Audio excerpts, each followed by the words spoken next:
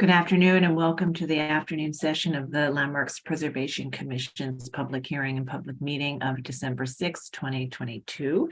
This afternoon, we will be moving through our public meeting agenda, which is for applications for work on designated properties that have already had a public hearing and for which we've already heard public testimony and are back today with revisions in response to the comments made at the previous public hearing and/or meetings. And this meeting is being held via Zoom and live streamed on our YouTube channel, so you may watch the proceedings in either format. And with that, I will turn it over to Corey Harala, our Director of Preservation, to take us through the public meeting agenda.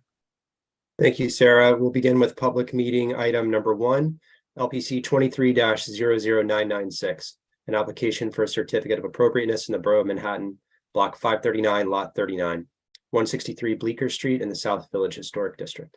This is a factory building designed by Charles E. Haddon, built in 1892, and then altered in 1993. The application is to enlarge and redesign the building. This was last presented at the public hearing of October 18th, 2022, and no action was taken at that time. The staff will be presenting the revisions to the proposal. Good afternoon, Commissioners. Brian Blazak, Preservation staff. Okay, so as Corey said, on October 18th, 2022, the commissioners reviewed an application to enlarge and redesign the building. While commissioners generally felt it was appropriate to redesign the building, the commissioners asked the applicants to restudy the scale, proportions, and materials of the proposed redesigned building. No action was taken. As a result, the proposal has been modified as a response to that feedback. And so just to refresh everyone's memories and for some context of the building, these slides show the existing condition on the right and historic photo on the bottom left, as well as its placement within the South Village Historic District. So these photos show that the building has been significantly altered over the years, including the installation of a pagoda in the early 1990s, which was present at the time of designation. And also note that the property was damaged by fire in 2020. This is just some of the immediate context of the block, which shows the building is currently under scaffolding itself and the neighboring buildings. So this shows the building as was presented to the commissioners in October, which the commissioners asked to come back with some redesign. And as is, has been modified today. So the primary changes include revising the brick color, altering the fenestration of the windows, as well as the window configuration, including more prominent window lintels and sills, removing the faux wood rain screen, and enlarging the canopy from what was previously shown. This slide shows the existing and proposed facades and context with the entirety of the block, and the existing as shown in a line drawing. The materials palette and rendering show that the brick has been revised from a gray to a reddish brown, and notes that the dark gray finish of the metal infill of the windows and the granite, the black granite at the base of the building.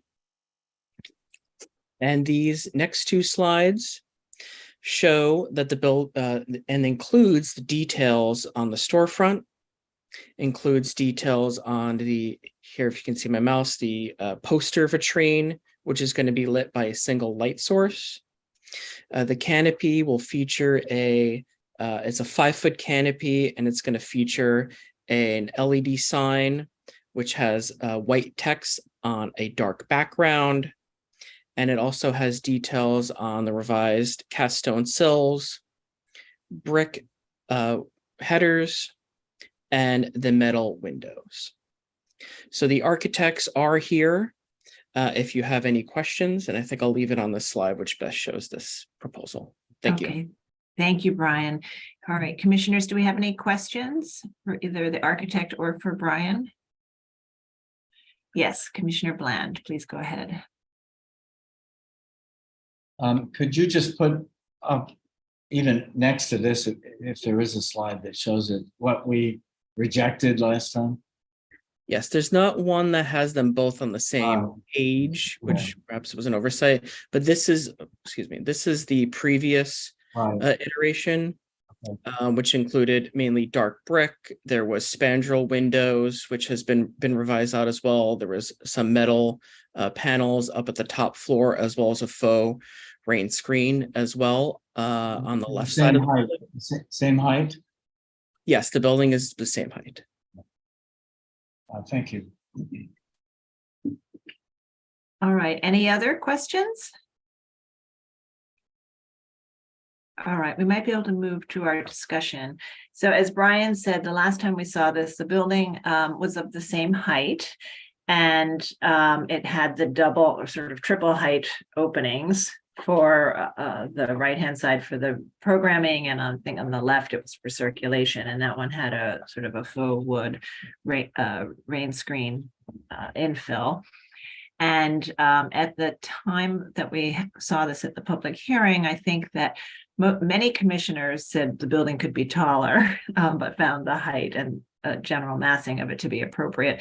But I think almost everybody talked about the verticality of those openings and not having a relationship to the streetscape in this particular historic district within which features many sort of multi-use buildings with commercial ground floors, residential above. And we also asked the applicants, so in order to address that verticality, we asked the applicants to address the proportions and some of the details. And then we also asked them to study the materials as well.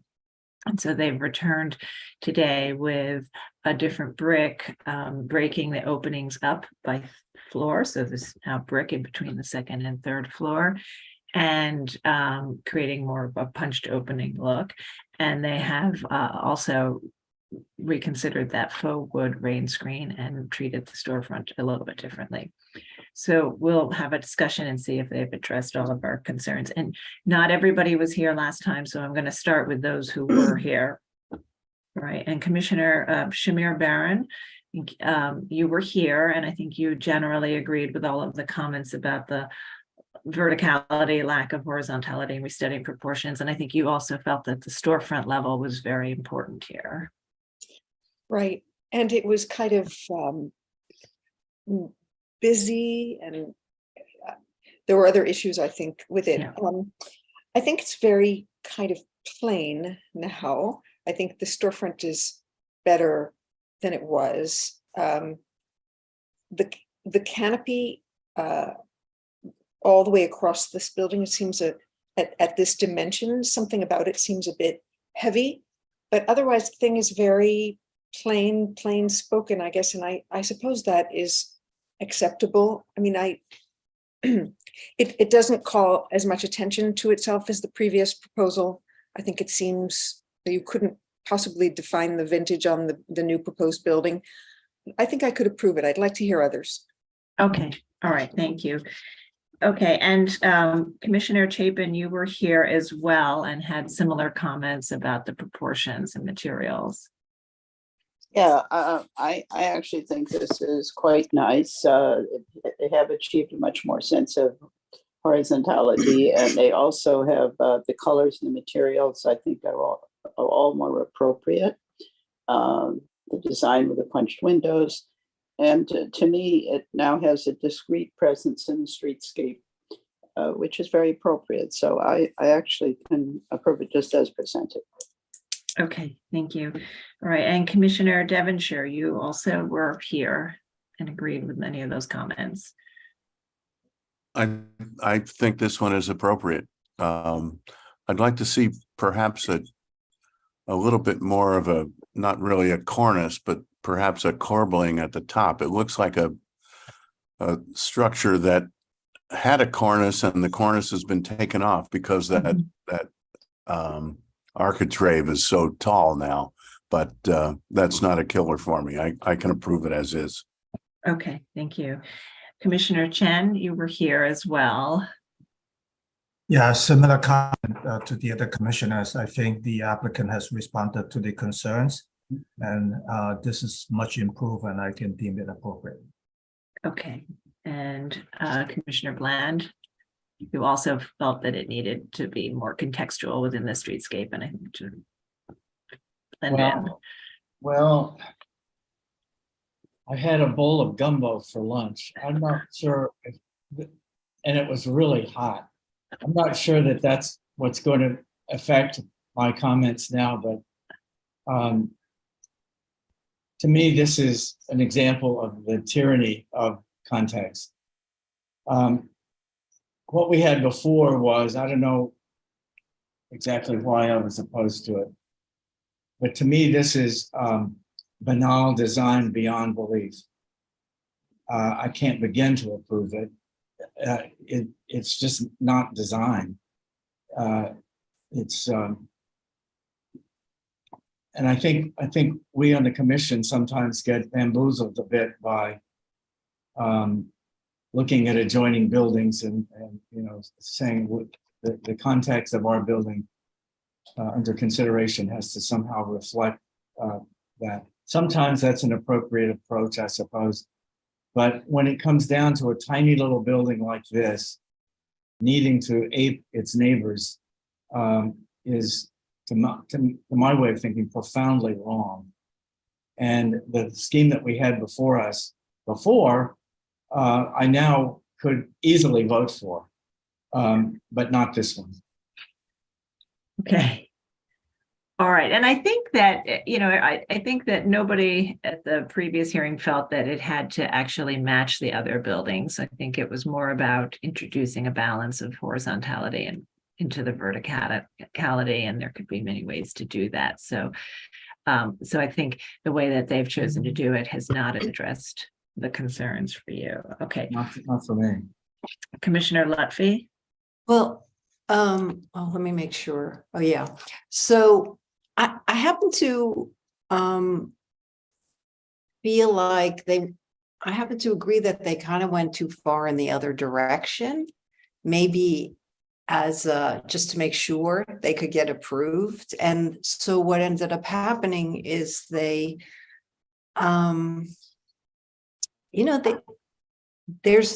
nothing that interesting about this. And they still had they had an opportunity to address our concerns without making it, I'm just going to say, undistinguished, so undistinguished that, as someone said, might have been Adi, like this could have been here forever. Now, maybe that's a good thing. The materiality works. I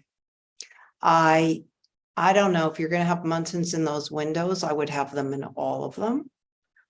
And there's something also very unresolved about the signage on the marquee. I don't get it. Just the juxtaposition of the name of the venue with the name of the who's ever performing there, there's something not quite right here. And at a minimum, I think that has to be worked on with staff. So if everybody thinks that this works, I could approve it. But I thought Michael's idea about the corbelling at the top was a good idea. It needs a little extra something. Mm-hmm. Okay, thank you. Commissioner Jefferson? I think you were also here. It's obviously a weaker proposal, but it can be saved, I think, by material. I mean, if that material, that brickwork it looks to me like it could be a very strong color and material. And it would stand out, that volume would stand out. That could help. But I can see the timidity of it, and perhaps they can just punch it up a little bit. It's kind of one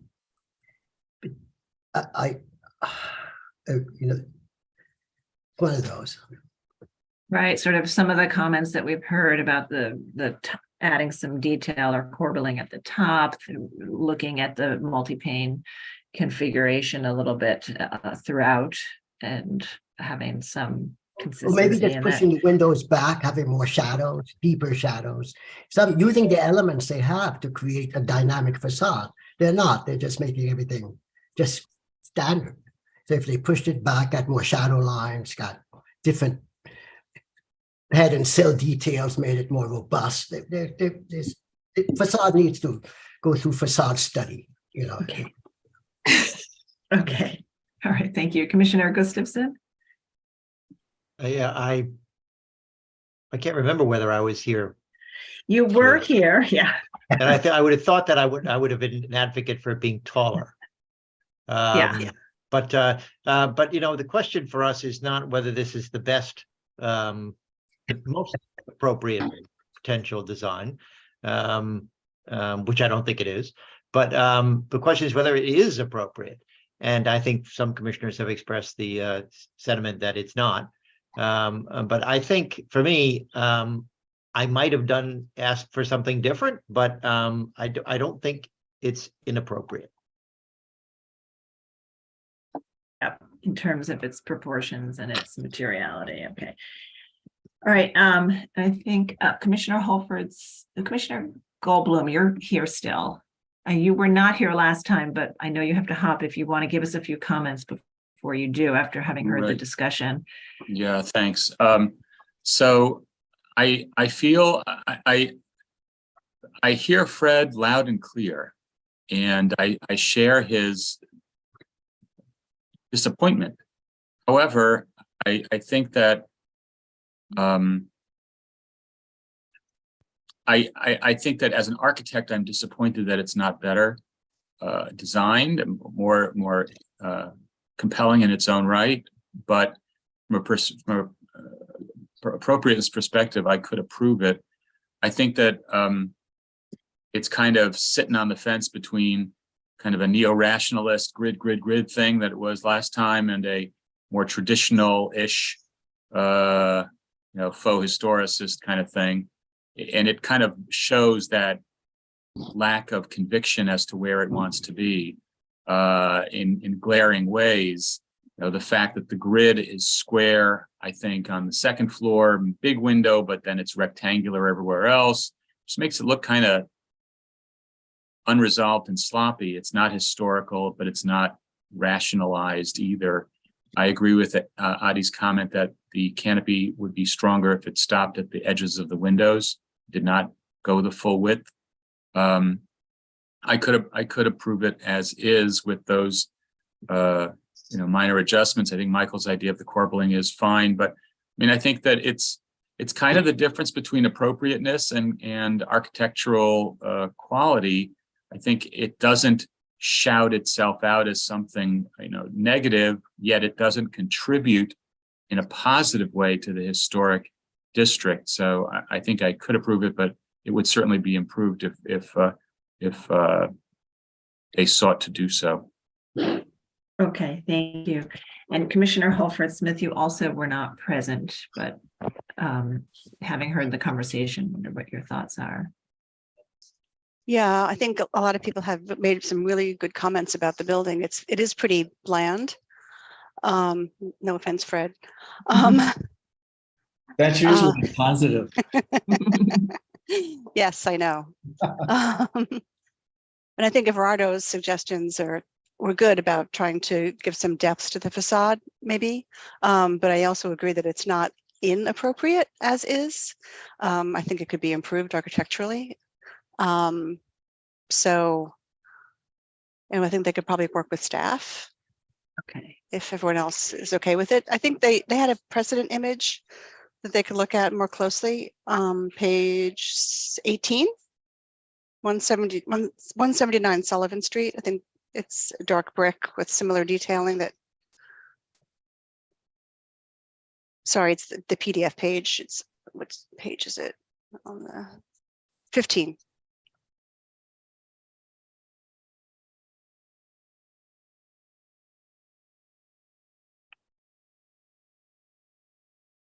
maybe pushing the windows back and just giving the facade some more depth might help it. Okay. All right, so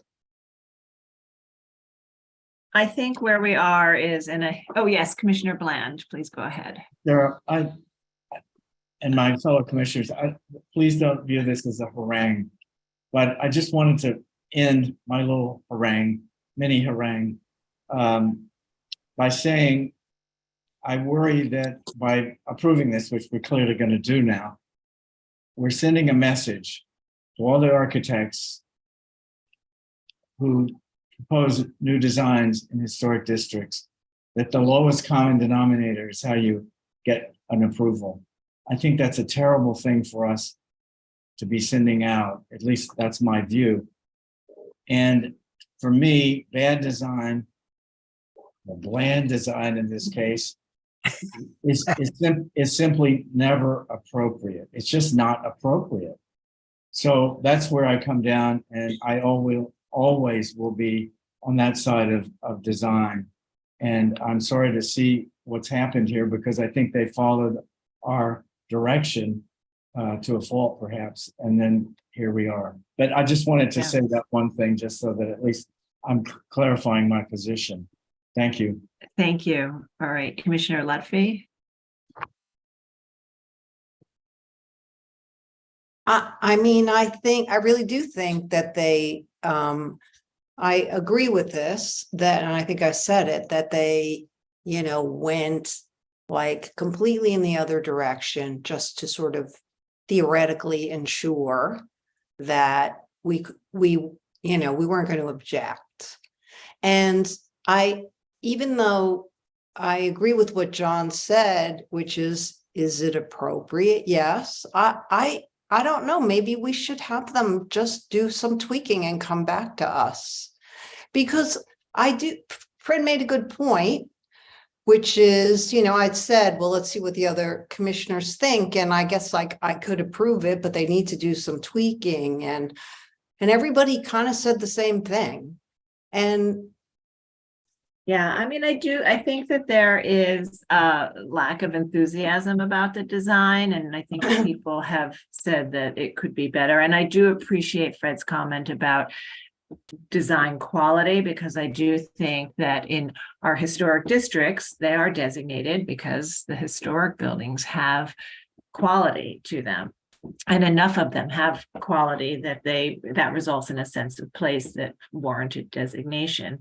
But I also, I'm sort of mindful of the findings for appropriateness. And I hope that we don't send the message that the lowest common denominator is the only answer, because I think that lots of times we send applicants back and we come back with something that's greatly improved. And, those designs were usually had conviction and were strong to begin with. And they were able to incorporate the comments and in a way that is more exciting. But I think not every application is going to be exciting. And I think that we can't sort of think about what could be more appropriate or better in terms of how we would want to do it. The question is it appropriate in terms of its proportions, materials, and I think with some refinements to the cornice and the recess of the windows and looking at the lintels and sills and reducing the width of the canopy, that if we brought it back, we would probably all still be a little under enthusiastic, but would find it appropriate. And so I think we can probably go ahead and make that motion and have them work with the staff. Should they hear our comments and get inspired, they can always come back. So, Sarah, I just want to say one other thing, which, in our districts, there are contributing buildings and non-contributing buildings. So when we approve work on a project or the addition of a new building, I think our hope is that it's not only appropriate, but that it's a contributing building. And so I think the other thing, we can vote on it. The other thing to think about it is ultimately, is this a contributing building? Well, actually, I have to say it from a regulatory point of view, we have never treated new buildings as contributing buildings. Mhm. We have treated them as appropriate. And we've even allowed for the replacement of new buildings with other new buildings on that basis. So from a regulatory point of view, we have never required that something be contributing. Mhm. Hmm. That's So, interesting. So I mean, I still feel that that's the case when we approve, but yes. maybe it's an unspoken case. I Okay. know. I think we do hope that because of those relationships in terms of between scale and materials and details, that it will add to the collection of contributing buildings. Commissioner Chapin? Yeah, when I originally said that I could approve it, I also, was very conscious that I felt, as I said, that it was was a very discrete presence in the streetscape, and that reflects what other people are talking about. But what I was going to say, along with your remarks about, direction that you could give with hopefully an approval with some modifications to bring it into a state that was a little more compelling. I understand that how Fred and others feel, it's lost the boldness of the original design. I think the large window was also an issue, or having the fenestration, not just the depth, but maybe I was thinking maybe just a not having any muttons or mullions in that window, but there might be some changes to the mullions or muttons as well, to be considered as part of their looking at some modifications. So that was my thought, along with the other suggestions that Yeah. people suggested to the corners, the canopy, and the depth of the windows. Okay, all right, so we'll just take no action today. I think that what we are asking the applicant to do is to restudy the configuration of the windows, to set the windows back further, to refine the lintels and sills, and add a stronger termination at the top of the building and reduce the width of the canopy. So they're very specific comments. I think it's something the staff could handle. We're not asking them to redesign it with these adjustments. But if you feel you want to see it with these adjustments, Diana, what do you think with your additional comments on the windows? I think because we're not asking them to totally redesign, that we could go that way, but I wonder what others think. I mean, that we could leave it to the staff to do All right, these because okay, all right. I mean, I think there are 2, 3, 4, 5, 6 others who are comfortable with adjustments being done at staff level. If I go by the original comments, finding that while it's not an inspiring design, it meets the standard for appropriateness. Although we just lost Michael Goldblum, so he was one of them. If I could just chime in. No, I'm sorry, you can't speak at this point. Okay. If you want to text your staff person, you can do that if there's something that they can represent for you. All right.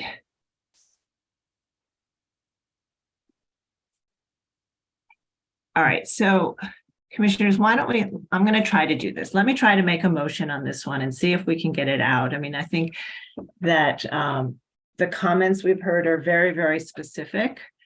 And certainly if the applicants would like to go back and think of an approach that involves redesign, they're welcome to do that and they can still come back to us.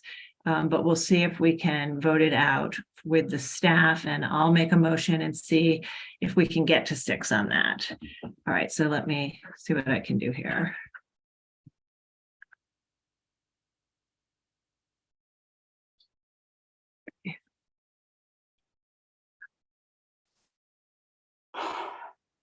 Okay.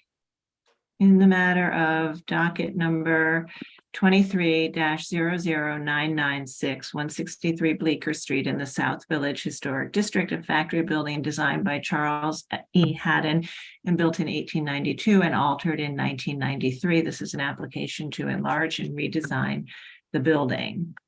And I note that the South Village Historic District describes the building as highly altered, circa 1931 and again in 1993, and damaged by a fire in 2020, and that the building is not one for which the district was designated.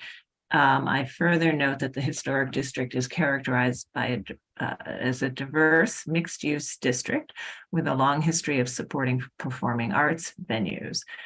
Finally, I note that the streetscape is eclectic in nature and is largely comprised of 3 to 5 story masonry buildings with residential use atop a commercial base. And I recommend approval with modifications, finding that the replacement of the modern facade of this highly altered and fire damaged building will not eliminate any significant architectural features or detract from the streetscape or historic district, that the 3-story height of the proposed facade is compatible with the variety of other buildings in the streetscape, that the design and materiality of the proposed facade, including dark red brick with punched window openings and multi-light metal windows, will be harmonious with the materials and composition of facades at historic buildings in the streetscape and the historic district, that the proportions and materials of the storefront and building entrance, including a dark finished metal and glass storefront system with a black granite base, are comparable to those found on other buildings on this block. That the presence of a simply designed metal marquee is in keeping with the mixed-use commercial and eclectic nature of the streetscape. That the signage atop the marquee will be simple in design, well proportioned and typical in terms of materials and finish. That the proposed LED signage within the metal channels of the marquee will be limited to black and white lettering and will otherwise be in keeping with the characteristics of signage at performing arts venues. And that the proposed signage vitrine will fit neatly within the pier and will be illuminated by a single light source. And that the proposed work will enhance will not diminish the special architectural and historic character of the streetscape in the South Village Historic District. However, I recommend that several details remain unresolved and that the applicant continue to work with the staff to refine the details, including but not limited to the restudying the fenestration, the configuration of the fenestration to make it consistent throughout. Setting the windows further back in to create a shadow line, refining the lintels and sills and the corbelling or the detail at the top of the building to provide a stronger termination and more refined lintels and sills at those openings. Reducing the width of the metal canopy to align with the opening below. And I believe I got that. And so the applicant would make those adjustments in addition to any other adjustments consistent with the discussions at today's public meeting. Okay. And Commissioner Gustafson, would you second that motion? Second. All right. And Mark, let's call the vote and see where we are. Chair Carroll, Aye. Commissioner Bland, Nay. Commissioner Shamir Barron, Aye. Commissioner Chapin, Aye. Commissioner Chen, Aye. Commissioner Devonshire, Aye. Commissioner Goldblum's gone, Commissioner Gustafson, Aye. Commissioner Jefferson, Aye. Commissioner Lutfi, Aye. Commissioner Holford Smith. Aye. With 9 in favor and 1 opposed, the motion passes. Okay, so that's approved. And certainly we don't want to encourage more exciting thought and design. Should they want to take another approach, they're certainly welcome to come back. All right, and we'll move to the next public meeting item. Right, the next item is public meeting item number 2, LPC 22-10859. An application for a certificate of appropriateness in the Borough of Manhattan, block 1382, lot 60, 18 East 68th Street in the Upper East Side Historic District. This is a Beaux-Arts style residence designed by CPH Gilbert and built in 1904 to 05. And the application is to install a gate at the entrance stairs. This was last presented at the public hearing of August 9th, 2022, and no action was taken at that time. The staff will do a brief introduction before turning it over to the applicants after we open the proceedings. Okay, so let's go ahead and open the proceedings now so that that can be a seamless transition. Commissioner Shamir Baron, would you make a motion to open the proceedings? So moved. Thank you. And Commissioner Gustafson, would you second that motion? Second. All in favor, say aye. Aye. Aye. Any opposed? Okay, so the proceedings are open and the applicant may speak after the staff. Good afternoon, Commissioners. Michelle Shabrami of the Preservation staff. The application before you at 18 East 68th Street originally came forward for installation of lions and a stoop gate at the February 22nd, 2022 hearing. The stoop gate portion of the proposal was denied. Subsequently, the design was changed to lower the gate and simplify the ironwork and presented at the August 9th, 2022 public hearing and public meeting. At that time, several of the commissioners expressed support for the proposal but there were not enough commissioners present in support of the proposal for a vote to approve this application. So no action was taken and the applicants reached out directly to neighbors to ask for their support. They are here today requesting approval of the application as presented in late August, and Alexander B. Jacobs is here to summarize key points from the August hearing. Can you hear me? Yes, we can hear you. Hello? Okay, good afternoon. I'm Alex Jacobs. I'm with the Stephen B. Jacobs Group Architects. I'm with Carlos Herrera, also from my office, and Irene Binfeld, representing the owner, is also available online for questions. This mansion, 18 East 68th Street, the Sloan Mansion, it's a Beaux-Arts mansion designed by Kat Gilbert. We were here before. The ownership is requesting a gate to be installed on the front steps of the building. The owner had previously spent, I guess, the last decade restoring and renovating the building, including replacement of the windows, cleaning the facade, replacing the copper mansard, all which received LPC approval. We originally presented a gate in front of the building to the community board, which they approved. As LPC have stated, we presented in front of the community board landmarks after that, and they denied it, stating that they thought the iron gate originally presented was too high. It was too dense and kind of detracted from the front facade of the building. So we came back, we redesigned it to address the committee's concerns. The gate has been, if we can switch to the next slide, if we have control. Carlos, if you just click on your screen, you'll have control. There you go. Now you can advance the slides. There we go. Next. Wait. Go back. Okay, and that's currently the stoop. We just want to bring the attention. This isn't currently a stoop. It's more of a low entrance, as opposed to a traditional stoop in a row house situation. It's a very low stoop.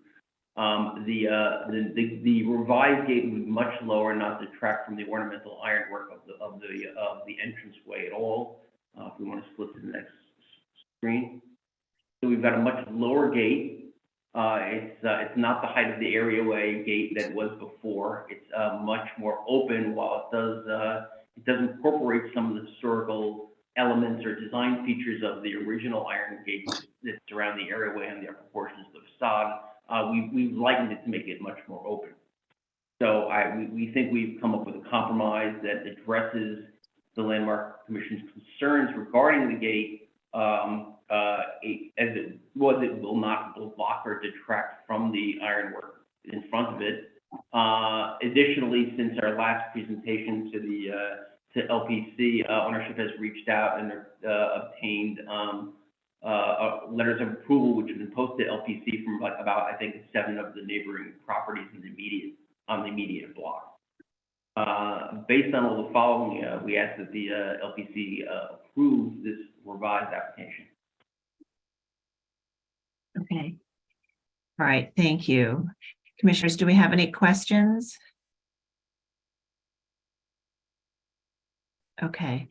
And I just want to note for the record that we received a letter from HDC, still finding it inappropriate, and we received 7 letters in support of the application of the revised proposal. Okay. All right, so if there are no other questions for the applicant, I think, oh yes, Commissioner Jefferson, please go ahead. I have a difficult question for me because I'm trying to understand this particular building, this particular type and style of building in relationship to the gate. And my question is this style, it's called, the Beaux-Arts style, do they typically have gates on them? A, and B, do they have gates in that historic district? And if there's any examples of that could be shown. And I'm just curious to see how I could make a decision on a gate or not. Yeah. So this particular historic district has a number of Beaux-Arts style townhouses. Many of the 19th century row houses were altered in the early 20th century and given a new Beaux-Arts or classicized facade. Most of them involved removing the stoop and actually constructing a new facade out at the property line. So there was no longer a grand stoop or a tall stoop, let's say, but more of a sort of a gated opening, entry into the building. And many of them had decorative ironwork, very ornate ironwork, and some had gates all the way across and some didn't. So I think it's a combination of both. And they're all a little bit different in their design. And I think, just sort of to kick off the discussion on this one, we have looked at a number of stoop gates, let's call them stoop gates, recently, and we have found them to be appropriate when they are not part of a row, and so therefore not disrupting a continuous row of stoops that has a certain relationship with the sidewalk and the public space. And so where they're more one-off buildings. And we've also approved them where the stoop is not a traditional stoop, but more of like a stepped entry into the building, which this is as well. And then this, as I said, is also in a historic district where ironwork is an ornamental feature of the Beaux-Arts style that we do see throughout the historic district. So in this case, the last time we saw this, many commissioners felt that as revised, it was appropriate because it was not sort of a traditional row house stoop. It didn't disrupt a continuous row. As designed, the ironwork is so low that it doesn't obscure the historic door or detailing on the door, and it relates to the historic ironwork at the areaway on either side of the steps. And so in this particular case, as we have with some other, sort of different instances, I found it to be appropriate. And so, and I was one of those. Fred Bland, you also, I think, felt that this was different enough. And I don't know if you want to add some additional thoughts now. Happy to. I think this is improved on its former iteration, which I supported then, I guess. I can't quite remember, but it certainly seems to me to be appropriate now. They've thinned out the design of the gate, which I like, and they've lowered it, I think. So I find it appropriate. Okay, and Commissioner Chapin, you were also comfortable with this last time and really felt that the low ironwork really read as ornamental metalwork that was typical of the style, I think was what you described. And you also commented that it wasn't concealing the door and it didn't read as a barrier. Yeah, I still agree with that. And I think this is quite appropriate at this point. Okay, all right, and Commissioner Chen, I think you had the same thoughts as Commissioner Chapin last time, so do you want to elaborate? Yeah, no, I'm fine this time. Okay, all right, Commissioner Lutfi, I think you also felt comfortable last time because of the low height of it and how it didn't obscure the door, and do you want to comment on how you feel now? Yeah, I think it's even better, actually. More open, and it's ornamental, but it's not getting in the way. Okay. All So, right. And I think, and Commissioner Jefferson, I think you had concerns about sort of the aesthetics of it, and it may be what you're still thinking about now. And I can sort of go around some more, and you can maybe hear some more comments. Commissioner Gustafson, I think you had an opposite feeling about the fence at the gate at the entrance. An opposite feeling? What does that mean? I think you felt you were not so, I think you felt that a gate still created a barrier for you, and I don't know if you're feeling differently now. Well, I think, first of all, this, it matches the existing ironwork extremely well, and its height, I think, is certainly low enough to not obscure anything. And I guess in some sense, it does, I guess it looks like it was always there. So I think I could approve it.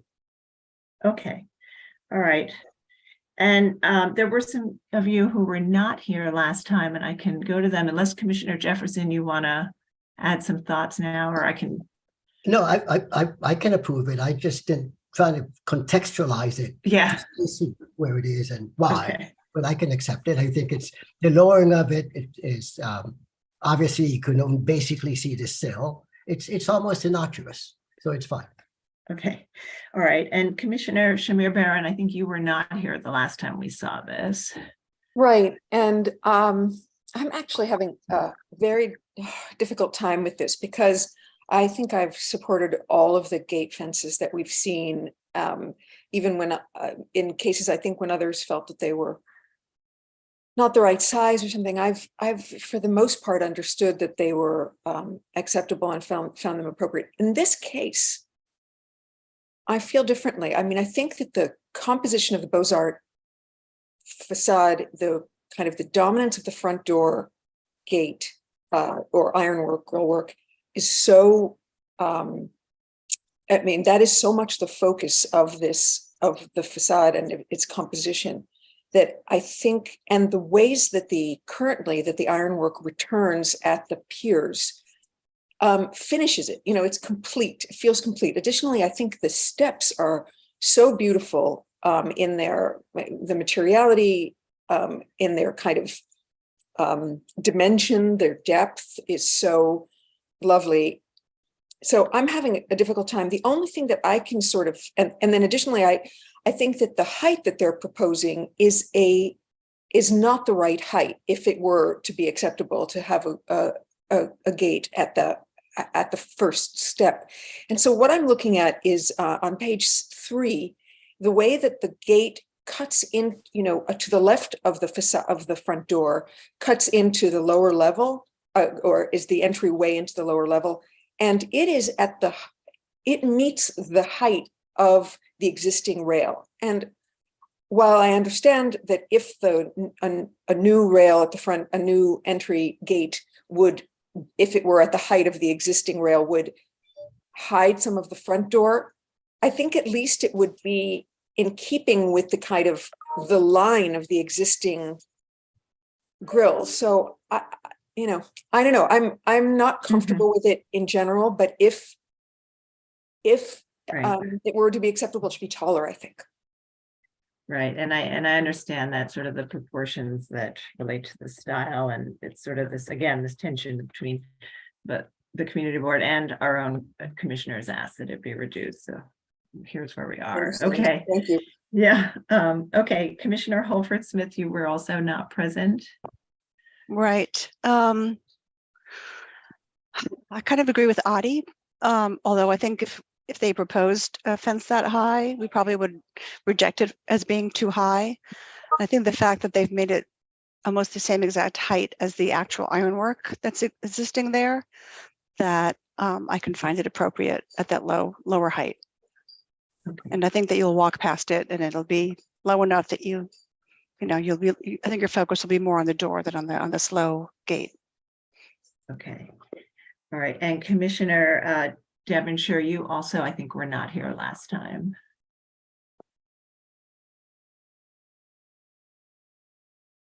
Thanks, Sarah. I was not. I think the height is okay, actually. I'm afraid if it would taller, it would obscure the really beautiful ironwork at the front door. And this way it's low enough that it hides the fact that they don't keep their those beautiful marble granite steps clean. Huh. Okay. All right, and I think Commissioner Goldblum had to step out, so I think we've got everybody. So I think we have enough to approve it as is. And you know, I do appreciate some of the thoughts about what the right proportion is, but I think we have 8 of us to approve it as is. So Commissioner Chapin, would you make the motion? Yes. Hold on just a second, I'll get to that.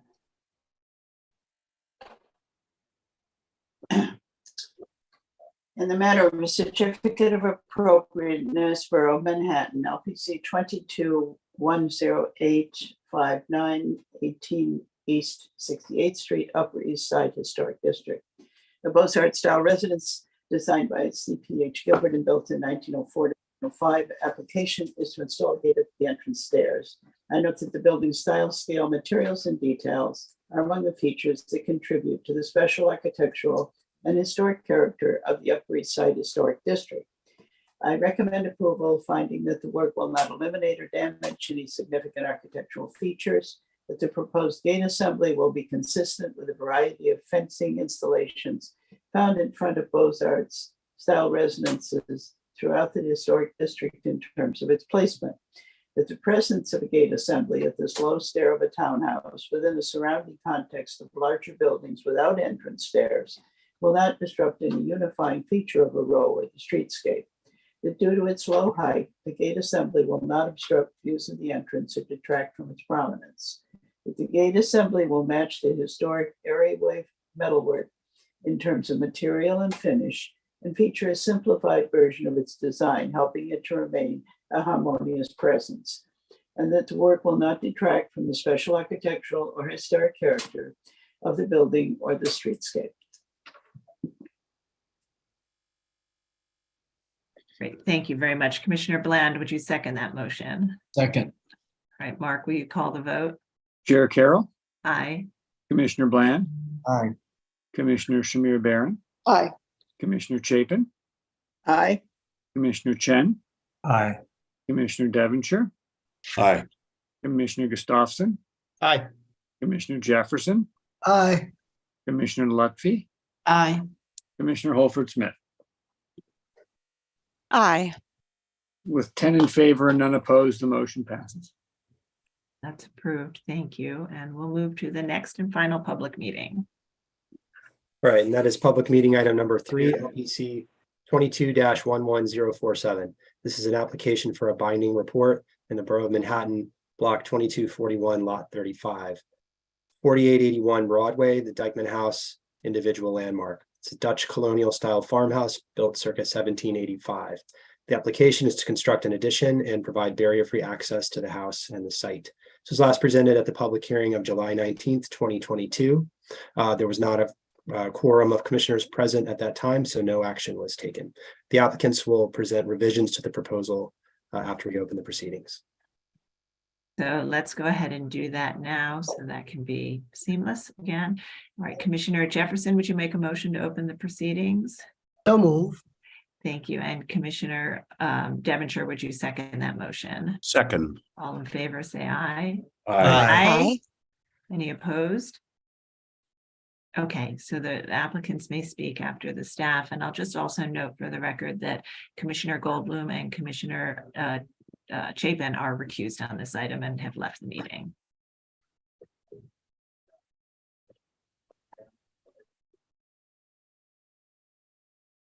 Nancy, you can state your name for the record and you may begin. Okay, sorry, I was waiting for a summary from LPC staff. I'm Nancy Rankin, a principal with John G. Waite Associates Architects. I want to thank the commission for letting us come back to present on behalf of the Historic House Trust and the Dyckman Farmhouse Museum today.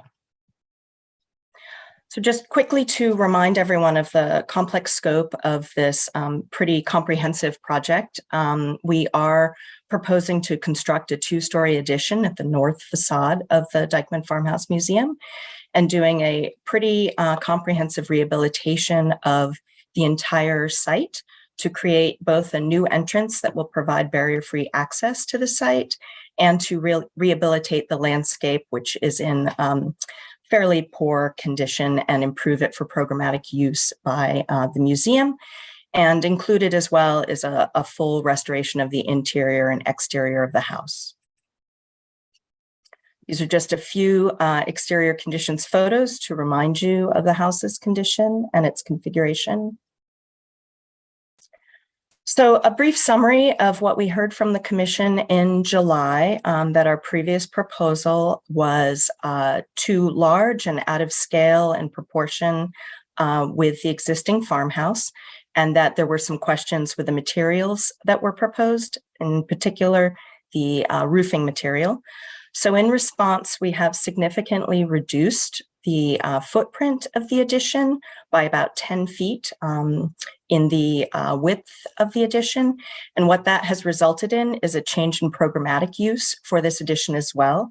The Dyckman Farmhouse Museum has agreed to only locate new office space in this addition, and the caretaker's residence will remain in the farmhouse's existing south wing, which we believe was originally a summer kitchen.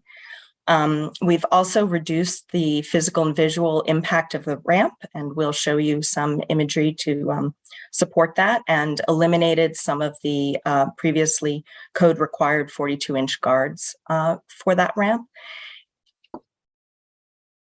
And then for the landscape, we received comments that there was in general too much hardscape and paved surfaces, and that some of the details, in particular curbs that are at stairs and railings, ramps, were not quite in character with the historic farmhouse site. So we've reduced about 800 square feet of paving at both the north and south sides of the house, and changed some of the curb detailing to reflect those comments. So going back to the addition, we wanted to just show you our previous proposal and our current proposal on the previous on the left of the reduced scale of the addition from the street level. And then from the site, as you would be coming across in the new accessible route. And then one thing that is very fortunate is that there had been a historic addition here previously that was constructed in the 1830s and removed as part of the 1916 restoration of the house.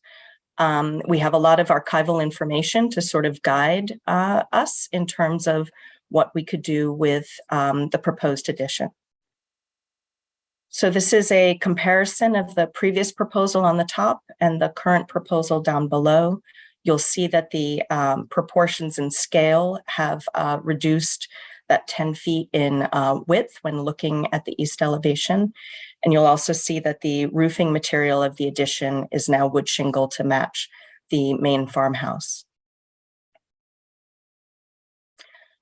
This is the west elevation, or the rear of the house, where the ramp is located. The previous proposal, the constructed portion of the ramp, was aligned with the overall volume and width of the house. We've kept that same strategy, which actually reduces the constructed portion quite significantly, and then changed the remainder of the ramp to more of a landscape element with brick paving, and adjusted the grade in that area to be able to make it a little bit shorter overall in length. This is the north elevation, and you can see the changes. What is quite noticeable on this elevation is that the second floor is no longer the full footprint of the house, but recalls more the original 1830s addition form with a larger, with a two-story mass and a smaller rear sort of add-on or lean-to addition that's making the first floor larger. This is a revised diagram showing how the building will now touch the north elevation, both the clapboards and the stucco down below on the first floor. We do have an interesting detail that we've been discussing internally to the office, that we're replicating a historic condition, but with 21st century detailing and thinking. We're happy to go over this in detail if the commissioners would like in a question and answer period after. So here is a rendering of our current proposal from the east elevation. And then from the west, the previous render and the current proposal at the bottom. Just a quick detail on the ramp. As I mentioned before, the sort of overall size of the current proposal on the right has gotten smaller in response to being sort of nestled up against the reduced width of the addition. And you can see by the materials that we're making the lowest portion of that more integrated with the landscape.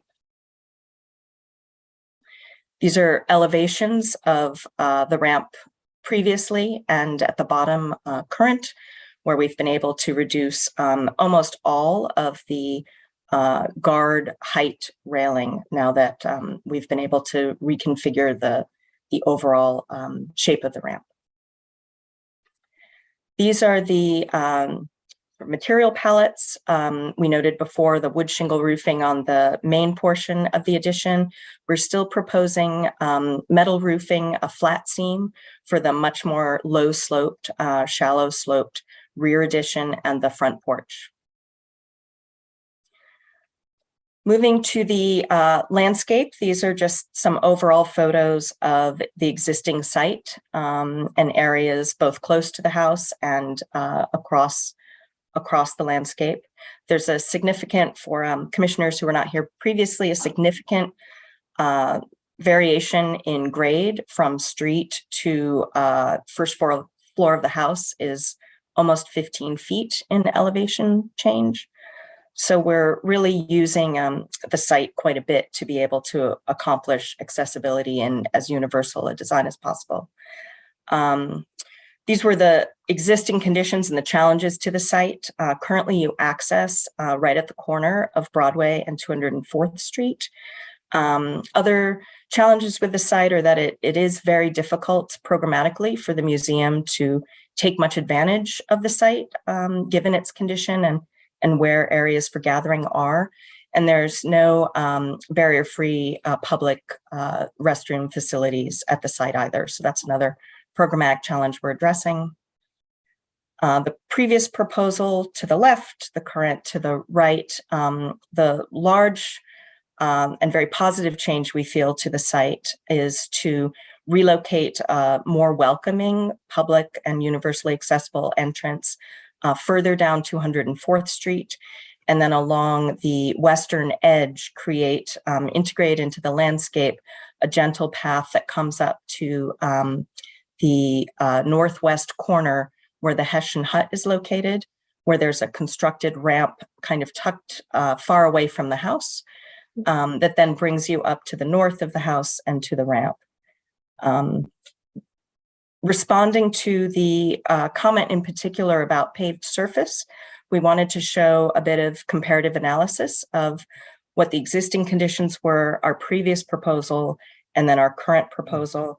You can see just hopefully with this quick snapshot how the size of the addition has reduced and we're able to capture more green space there, and some other choices that we've made to the north and the south of the site that provide for reduced paving as well.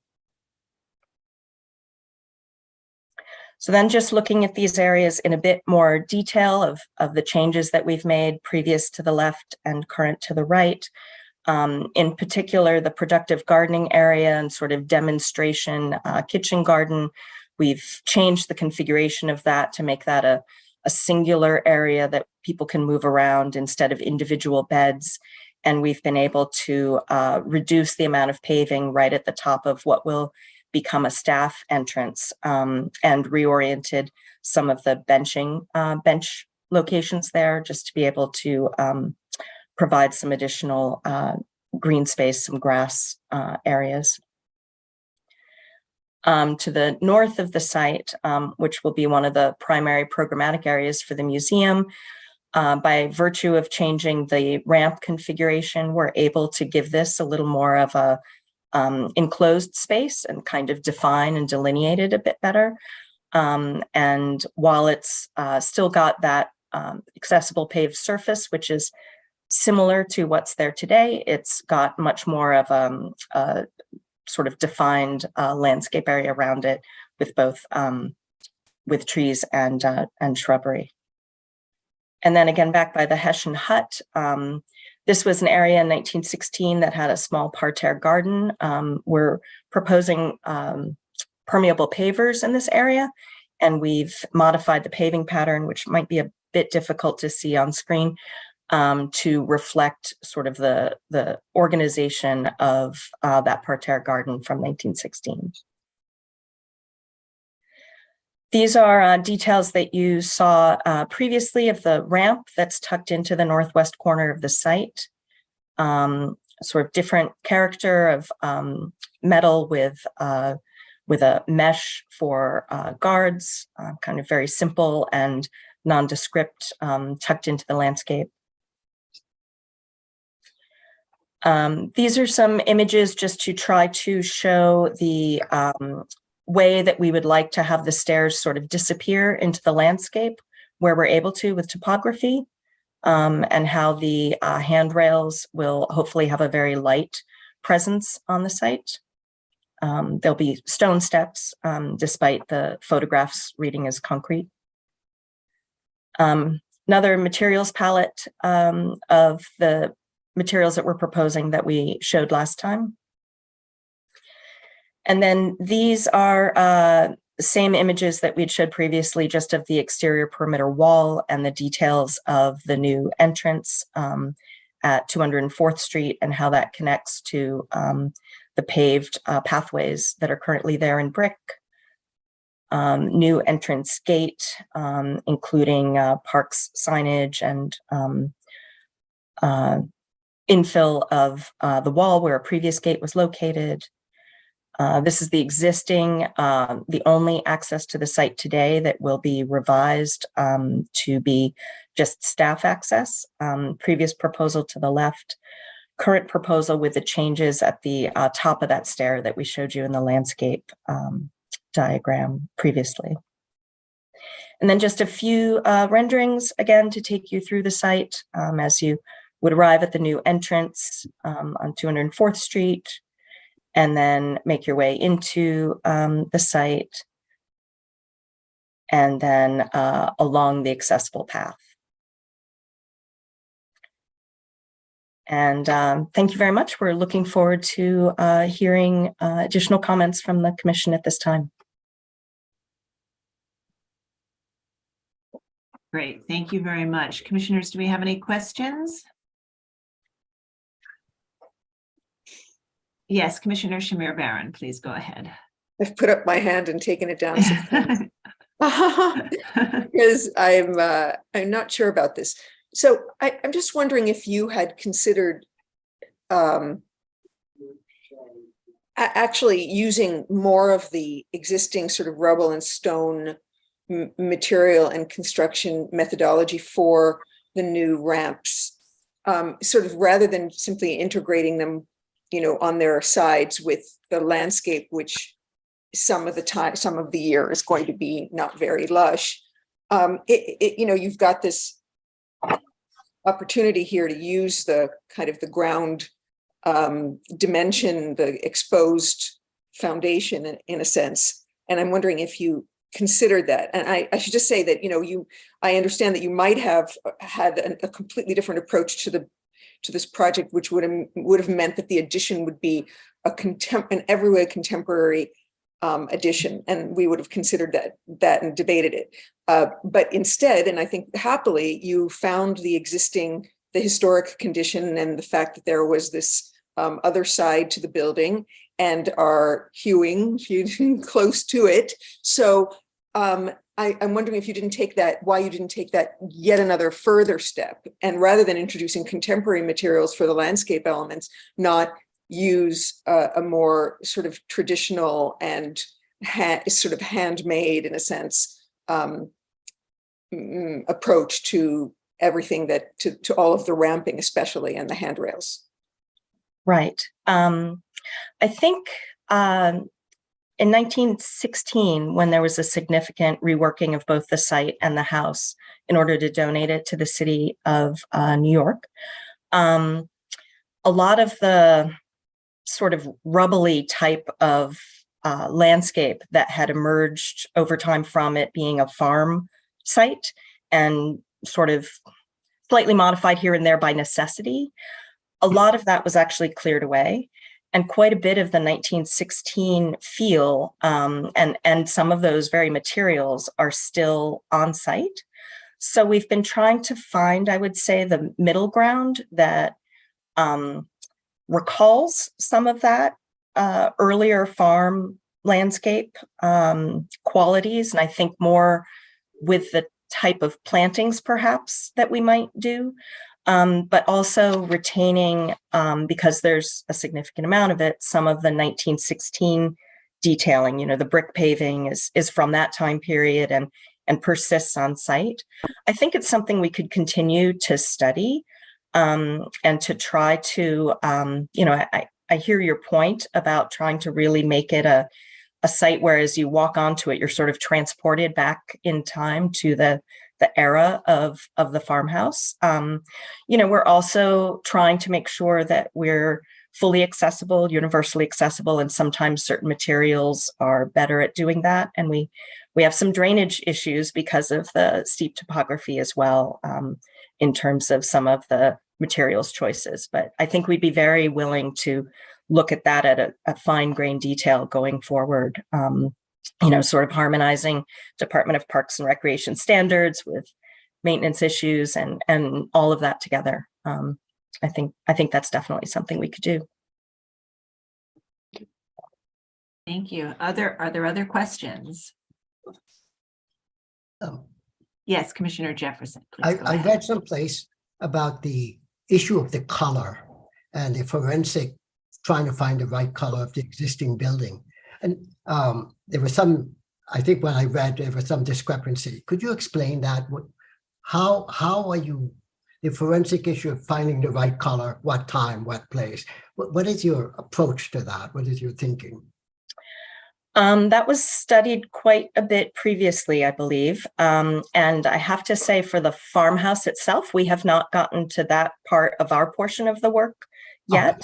Relative to the addition, where there is no physical evidence and hasn't been since 1916, we have a really beautiful rendering from Valentine's Manual that shows the house in this sort of white, off-whitish type color, and the addition in this sort of creamy yellow color. And, you know, there's always a bit of a subjective decision-making process when you have archival information, but not forensic information. And I think, you know, that could definitely take more study as well. Okay, other comments or questions? Sorry, sorry, Yeah. I can't find my hand here. Do we want to ask them to maybe just review that detail that they were mentioning at the window condition? Sure. Okay, I'd like to hear what they're thinking there. Okay, I still have control of the screen? Maybe? Yes, you do. Okay, it's not going backwards. Try your arrow keys. Yep, that's what I'm using. Okay, I'll take it over. Page Okay. 13. Thank you.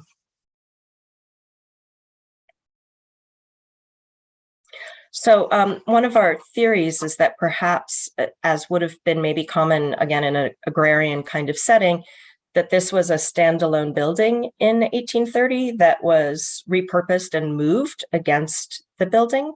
We don't know that, but it would help to explain this awkward original sort of marriage between the two buildings. And while it was there in 1830, the historic structure report that's been completed for the building had documented that there wasn't an internal connection to the house until the 1860s, after the Dyckman family actually left. So that lends some credence to that thought as well. It seems, therefore, appropriate to try to redo that, and we really do need the height of this to be able to fit a second floor for just to meet the sort of bare minimum programmatic requirements for the office use for the Dyckman Farmhouse Museum.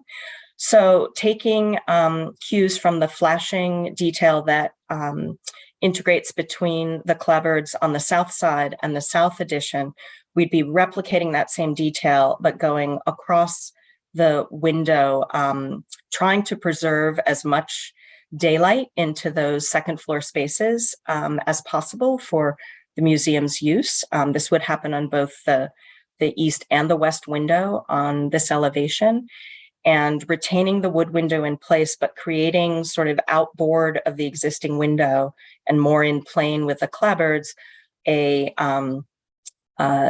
exterior storm window that's custom sized and fit to address flashing that would just go across. It would probably cut across the wood trim around the window and fit obviously underneath the roof and sort of seamlessly connect that way. And that would allow, hopefully, for any maintenance that they need to do on the windows, and make the detailing for the wood shingle roof and the flashing as consistent as possible.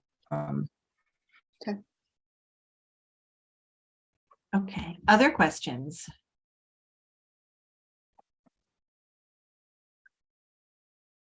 Okay, all right. I don't see any other questions, so I think we can probably move to our discussion. And I'll start again with those who were here last time, and I think the last time. Oh, and I'll just also note for the record that we did receive written comments from HDC and Victorian Society on the revised proposal. Those were shared in advance with the commissioners, and had a number of detailed thoughts. So the last time we saw this and at the public hearing, I think that, as the applicant stated, we asked, I think we understood the need for an addition to accommodate program, but did wonder if there was a way that addition could be smaller. And we also had comments about the site work and the ramp, and particularly the size of the ramp, and the applicants have responded revising some of that site work, which reduces the length of the ramp. And so and have also responded by eliminating some of the program to make the addition smaller and more comparable to the size of the addition that was there historically. So I'm going to start with Commissioner Gustafson, who was here last time, and I think commented on, if there was a way to make the addition smaller, and also materials of the building and the site work. Yeah,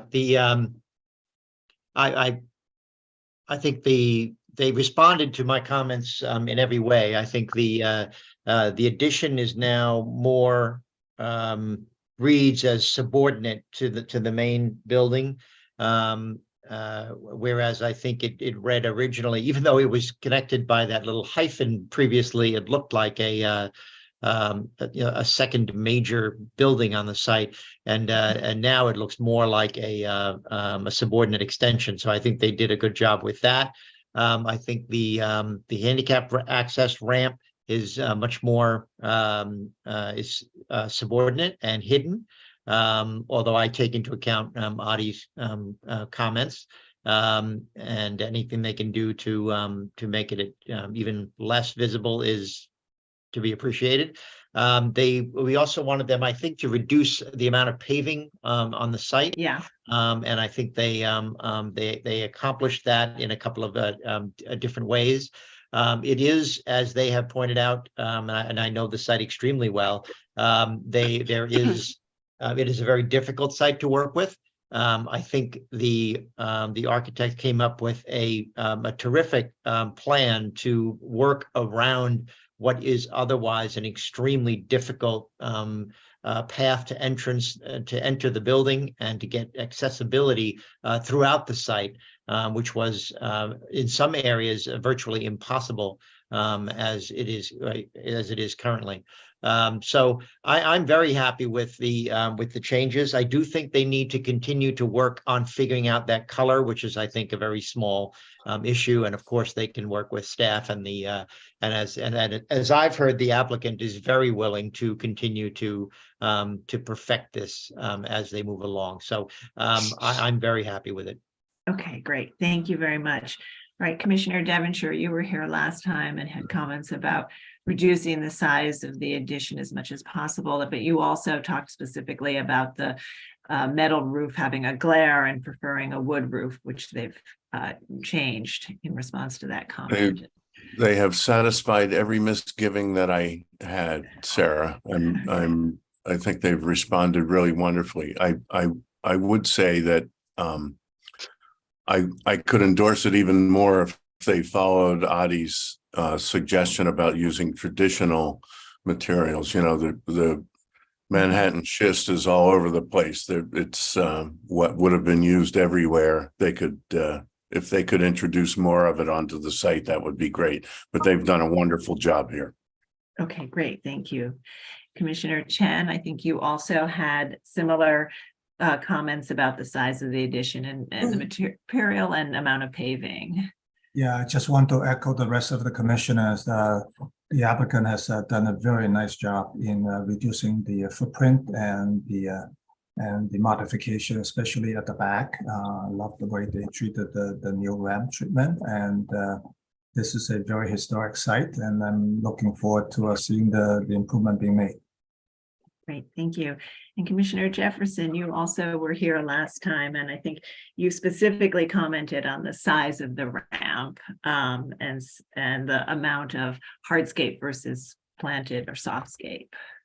I echo that this has been resolved, and they've done a wonderful job on this project, and I just can't wait to go there and see it.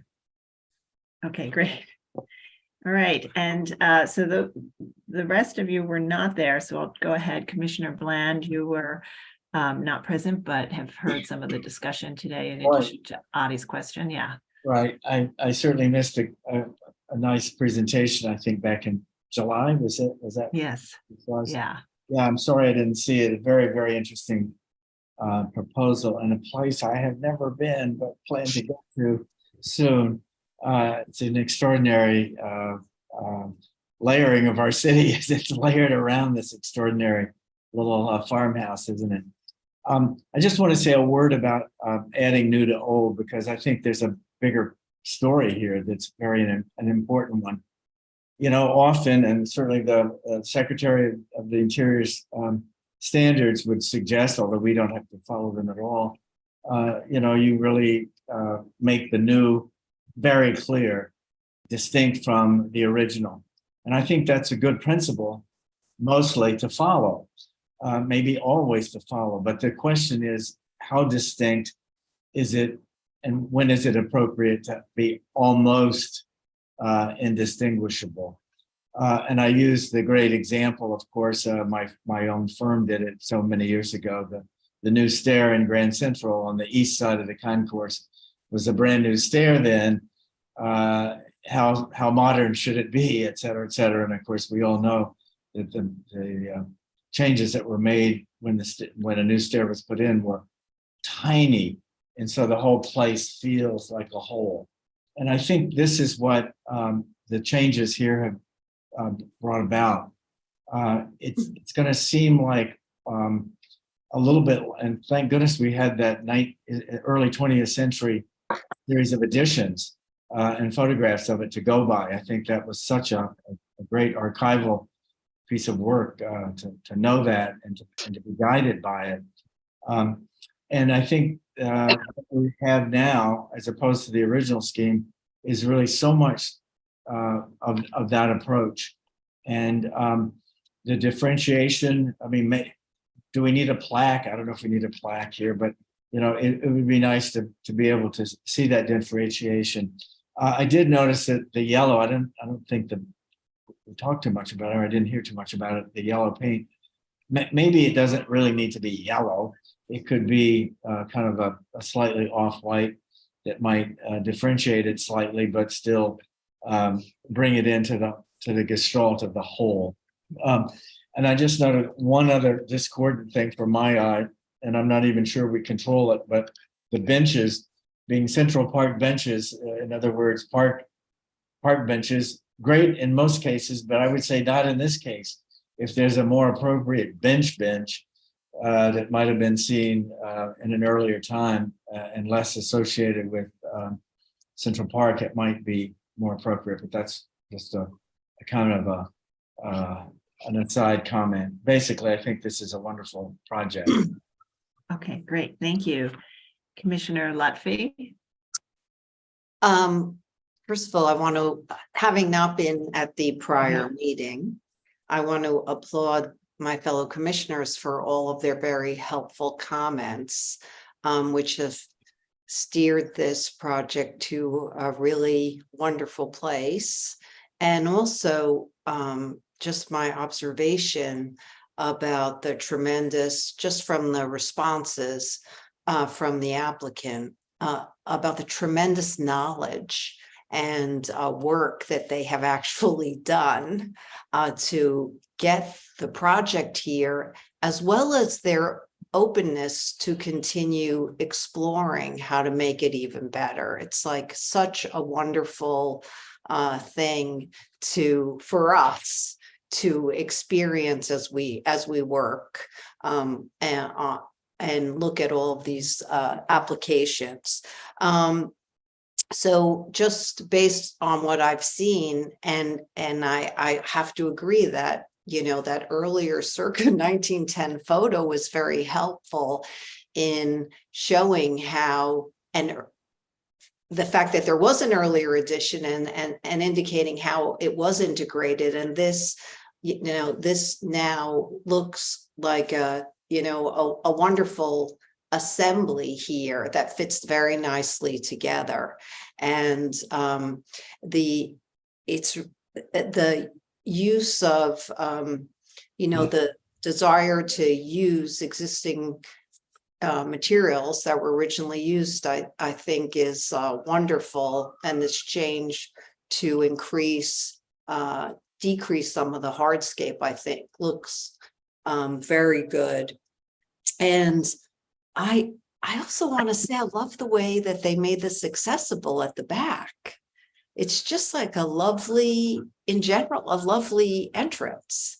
And I personally, in terms of the color, I think it would be nice for it really to be maybe white, because sometimes when you do an off-white, it looks like you made a mistake.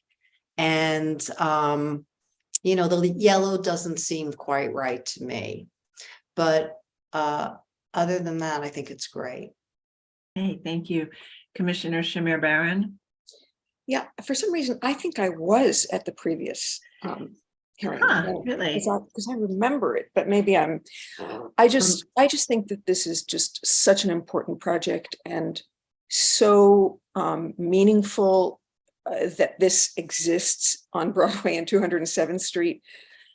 I mean, because I think in other contexts, maybe in Queens or in another completely other kind of language, let's say in the West Village, there is a sense of district. There's a sense of, a variety of and a cumulative kind of historic material. But here it's so stark, and on Broadway, it's just it's really a special experience, a way for the public to experience historic architecture. It's just, it's a fantastically important site, I think. So, and so my question before, I guess, was leading. I mean, I really did mean it when I said one could have approached this project completely differently and interpretively, and come up with an idea that says you can do something that's entirely contemporary in order to even to highlight the very, very special fragments of this building that remain. But since they've now gone the historic route, and which is confirmed by the 1910 photograph and archival material, I actually think, and now that they have really done an exquisite job at solving the issues, whether that's the window detail or access for handicap accessibility, and whether it's the back way in or the now finally a bathroom that that the public can use or that the staff can use. I think now they have to go one more layer, one more approach to this, which is that this thing should be just a perfect period piece where you really come onto this site and experience and are completely transported into its into that material. I mean, this goes to Fred's point about, what is that spectrum and where do you fall on that? And I say, go all the way here. And because I think that it's, on the one hand, it's sort of small enough that when you see that big a ramp and you see kind of contemporary, not modernist, but contemporary, rather generic materials for the handrail and for other things and for the groundscape, it sort of it takes away from what this could otherwise be. And I just think as much as possible, and I don't know exactly where that is or where the stuff that the applicant is saying is actually on site and not yet deployed, it should be just a perfect exterior, outdoor, indoor period room. And I just really commend the work that's being done here. Okay, thank you. And Commissioner Holford Smith. Yes, I guess I was also absent from the last hearing for this. It is a fantastic project, and glad to see that the building's being restored and made accessible. I had similar concerns to what Fred brought up with the use of the sort of historic style for the new addition. And well, I think that doing that can be appropriate. I think that there needs to be something that signals to the public that this is not an 18th century material, that this is actually a modern addition made in the spirit of. I think it's kind of the absolute opposite of what Adi just said. But I don't think it's not. I wouldn't want to fool people into thinking that this is an original building. But I think the approach is appropriate, and I think it'll be great when it's done. Why not fool people? I mean, why not put it on all the way, go all the way? Because you're not reproducing exactly what was there before. In terms of yeah. So if the ramp is not made of the material that they propose rather than of rubble. I'm thinking more of the building itself, the actual addition. So if you're not recreating it, it's a modern shape, slightly different shape. Yeah. It's not, I sort of fall with ways. I fall in line with the Secretary of the Interior standards, where I'm not saying it should be modern, but just a little slight difference in the detailing that you can go, oh, it maybe wasn't original. Yeah. Okay. And but Commissioner Bland, I think you thought it was well done here and handled well. I think it's very well done, and I wanted to make my point philosophically, I guess. I mean, I think this is one of the continuing raging debates that I hope will never be resolved in how you add new to old, because I think it'll always be reinterpreted throughout generations of humankind, and we'll be doing it forever too, I hope. But no, I wanted to make the point that like the stair in Grand Central, nobody can really tell the difference. But if you really go up, there is a plaque. It does describe it. The balusters are slightly different, and you know that it was not built in 1913. It was built in 1997 or whenever it was. That's to be contrasted with what's Norman Foster did, for instance, at the Hearst Building.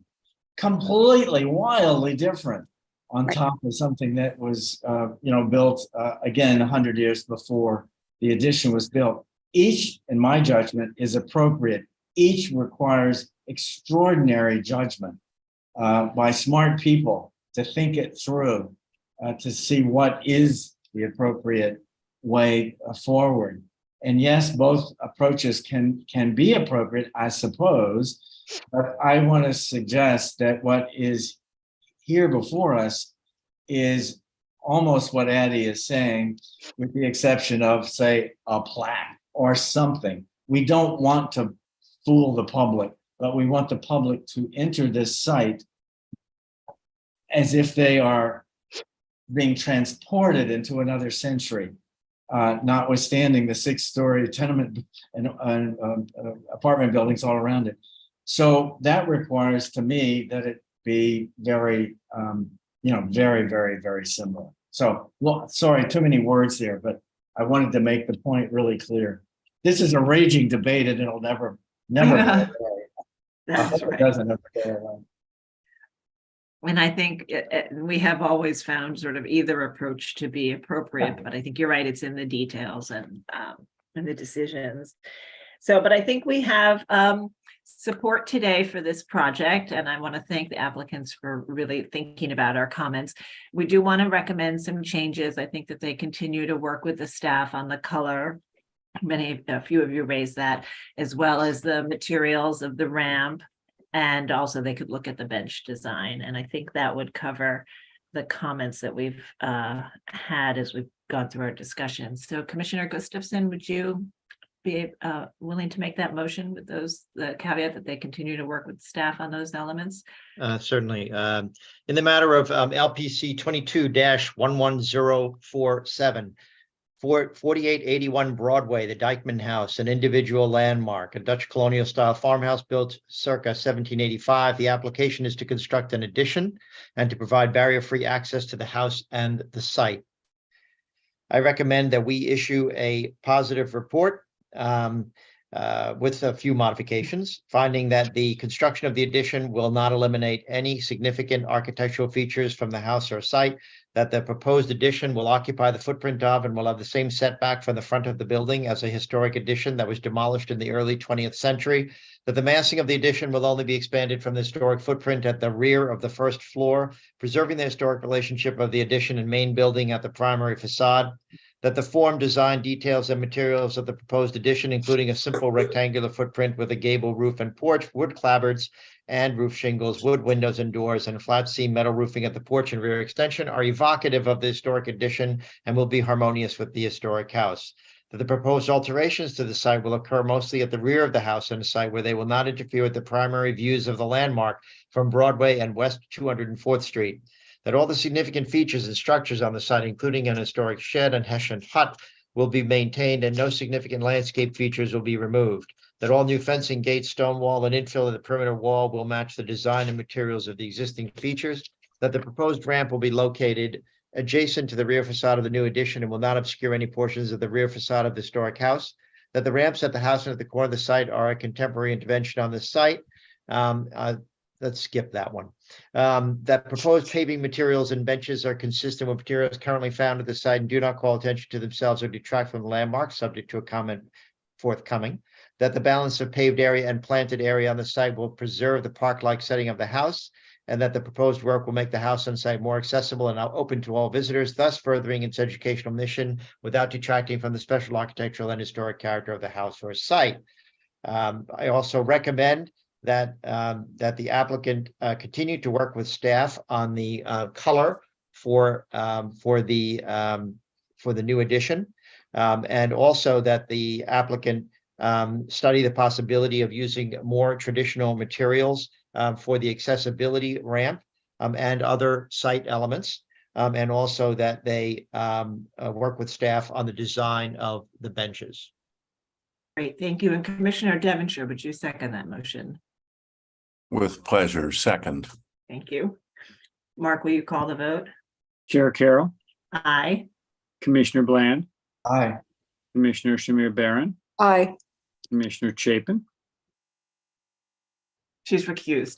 Oh, right, sorry. Yes, Commissioner Chen, Aye. Commissioner Devonshire, Aye. Commissioner Gustafson, Aye. Commissioner Jefferson, Aye. Commissioner Lutfi, Aye.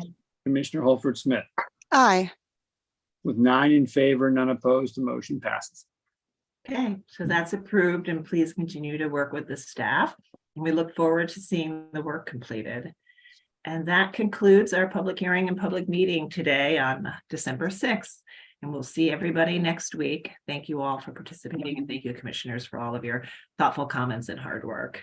Everybody you. take Bye. care. Thanks, Sarah. Aye. Thank you.